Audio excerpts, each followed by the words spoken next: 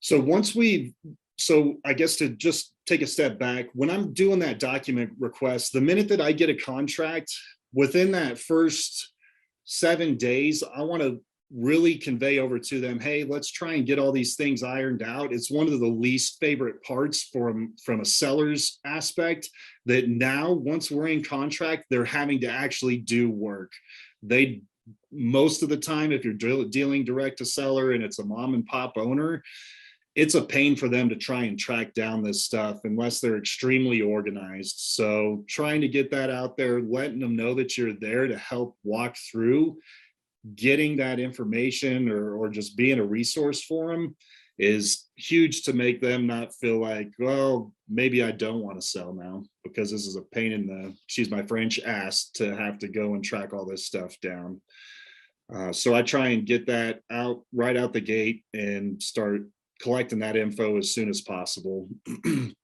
Once we've got a good chunk of that information, or at least the financial side of it, I want to go back and kind of start tweaking with my market analysis and my analysis of the specific property. So if I haven't already, I'm going to go back and really delve into the market demographics. I want to look at the population. I want to see if there's population growth or decline over the last, however, 2, 3, 5 years, 10 years. I want to know kind of what the average income is in that particular market, and just really make sure that I know a lot about this market before I get too far along. For me personally, since my objective is to really just focus on the state of New Mexico and where we're buying to build out a portfolio, I know a ton about these markets already. So this process from our perspective goes fairly quickly, but a lot of people are having to look outside their immediate area to actually find some deals that are worthwhile, where there is some upside to them. So just making sure that you might have sent out several hundred or 1,000 letters and not necessarily know every detail about that market. So really doing your due diligence on reviewing those demographics is huge.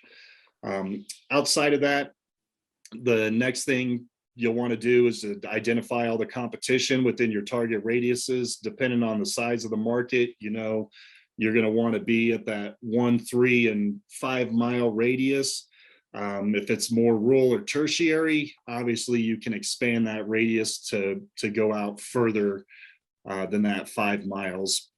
But we're going to use Google, or if you've got, Radius Plus, you can use some of those. Their info isn't always extremely accurate for the tertiary markets, but it can be a good resource. But